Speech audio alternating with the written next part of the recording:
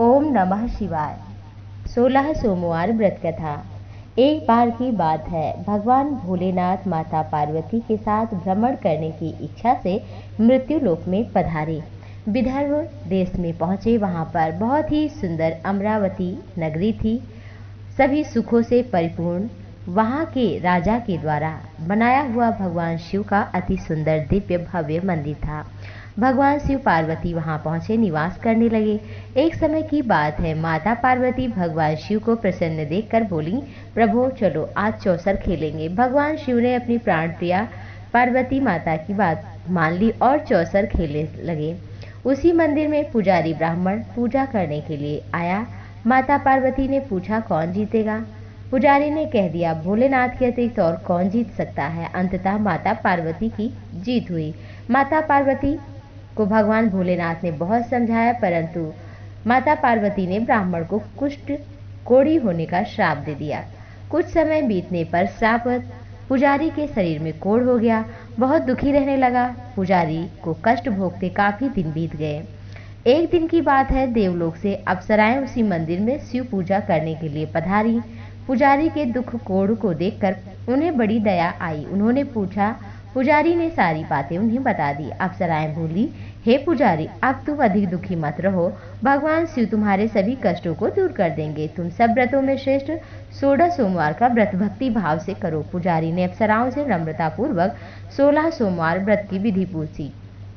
अप्सराओं ने बताया, सोमवार को भक्ति भाव से व्रत करो, साफ सुथरा वस्त्र धारण करो, संध्या उपासना के बाद आधा सेर गेहूं का आटा लो, उसके 3 भाग करो, घी गुड़ दीप धूप नैवेद्य फल बेलपत्र समीपत्र अक्षत जौ तिल जनेऊ जोड़ा चंदन अक्षत पुष्प आदि के द्वारा भगवान शिव की प्रदोष काल में विधिवत पूजा करो। उसके पश्चात 3 भागों में से एक शिव को अर्पण करो, बाकी 2 भाग शिव का प्रसाद समझकर लोगों में बांट दो और फिर स्वतः प्रसाद खाओ। इस विधि से 16 सोमवार का व्रत करो। फिर 17वें सोमवार को चूरमा बना करके मीठा डाल करके भगवान भोलेनाथ का भोग लगाकर लोगों में बांट दो। फिर परिवार के साथ स्वयं प्रसाद लो। भगवान शिव की कृपा से मनोकामना पूर्ण हो जाती है। ऐसा कहकर अप्सराएं चली गईं। ब्राह्मण ने उसी अनुसार 16 सोमवार का व्रत भी किया। शिव की कृपा से रोग मुक्त होकर आनंद पूर्वक रहने लगा। कुछ समय बाद भगवान शिव और माता पार्वती फिर उसी मंदिर में पधारे। ब्राह्मण को निरोग देखकर माता पार्वती ने ब्राह्मण से पूछा कि तुमने ऐसा क्या किया जिससे तुम्हारा रोग नष्ट हो गया। ब्राह्मण ने 16 सोमवार व्रत की कथा बताई। माता पार्वती उससे बहुत प्रसन्न हुई और ब्राह्मण से विधि पूछकर स्वयं भी व्रत करने लगी। उनके रूठे हुए पुत्र स्वामी कार्तिकेय उनके आज्ञाकारी हो गए। कार्तिकेय जी ने ये अपने भीतर परिवर्तन देख करके माँ से पूछा, कौन सा उपाय किया।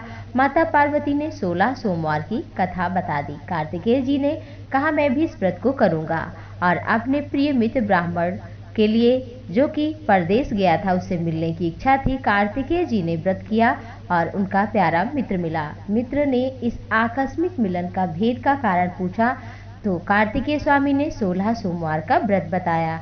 ब्राह्मण मित्र को भी अपने विवाह की बड़ी चिंता हुई। उसने कार्तिकेय जी से व्रत की विधि पूछी और उसी अनुसार व्रत किया। व्रत के प्रभाव से वो किसी कार्य से विदेश गया तो वहाँ के राजा की लड़की का स्वयंवर था। राजा ने प्रण किया था कि जिस राजकुमार के गले में सब प्रकार से श्रृंगारित हथनी माला डालेगी, मैं उसी के साथ अपनी प्यारी पुत्री का विवाह कर दूंगा। शिव जी की कृपा से वह ब्राह्मण भी उस स्वयंवर को देखने की इच्छा से राजसभा में एक तरफ बैठ गया। एक समय पर हथनी आई और जयमाला ब्राह्मण के गले में डाल दिया।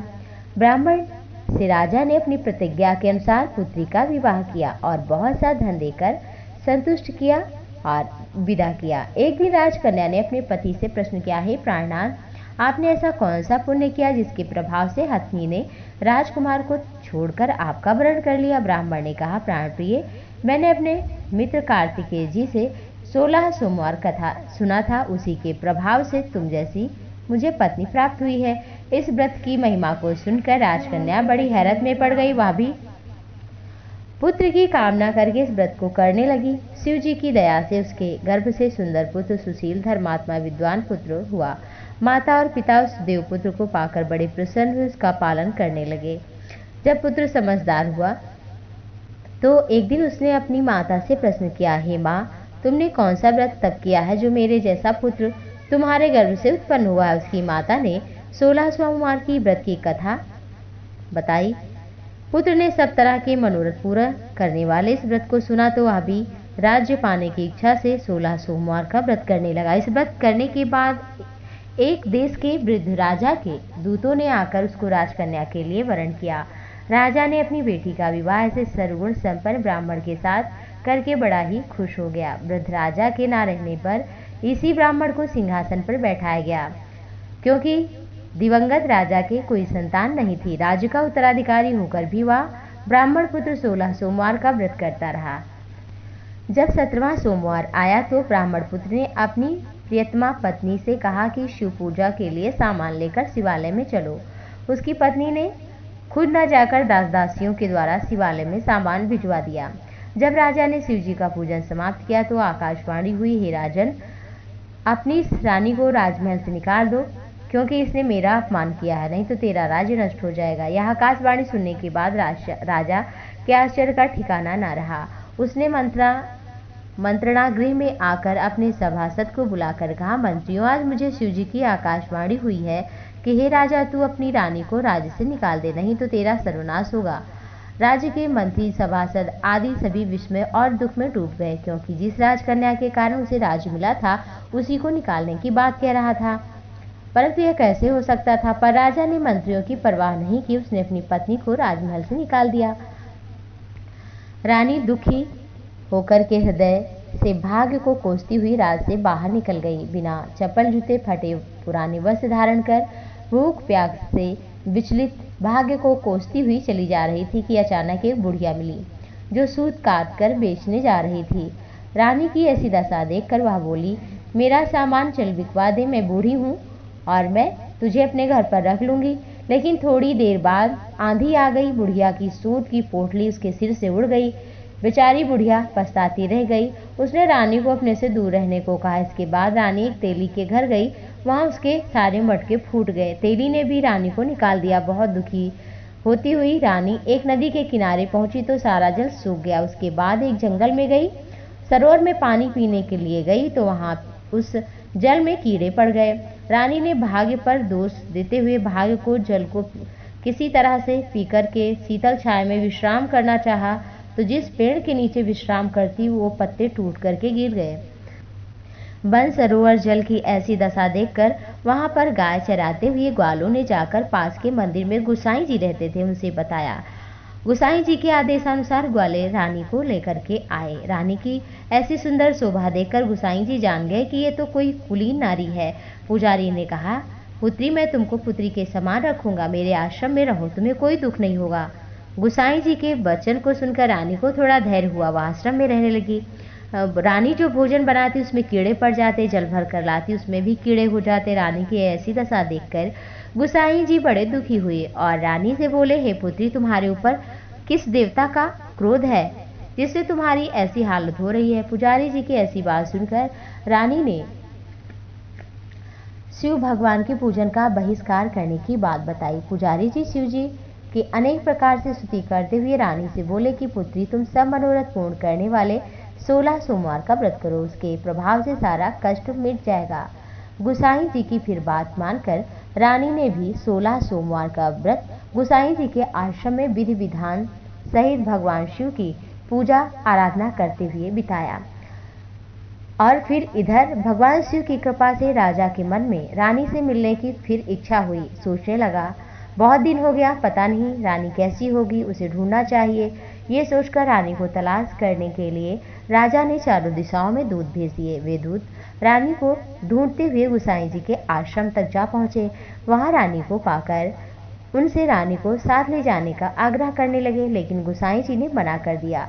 दूत चुपचाप वापस लौट आए और राजा को रानी का पता बता दिया। रानी का पता पाकर राजा गुसाई जी के आश्रम में स्वतः गए और कहा, हे प्रभु, हे नाथ, जो देवी आपके आश्रम में इस समय निवास कर रही हैं वो हमारी धर्म पत्नी अर्धांगिनी है। शिव जी के प्रकोप के कारण मैंने उनका त्याग किया था, अब उन्हीं की कृपा से मैं पुनः उन्हें लेने आया हूँ। कृपा करके आप हमारी धर्म पत्नी को हमारे साथ जाने की आज्ञा दें। यह सुनकर गोसाई जी भगवान शिव का धन्यवाद देने लगे और बड़े प्रसन्न हुए।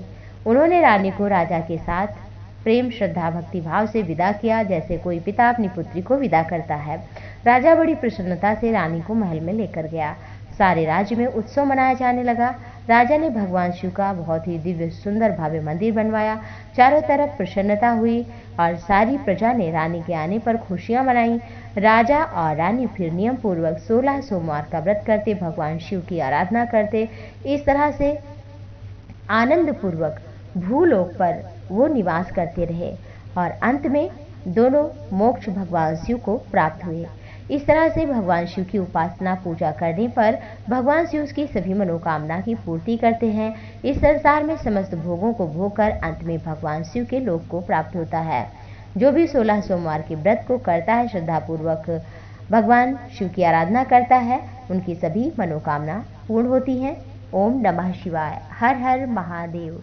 नमः पार्वती पतये।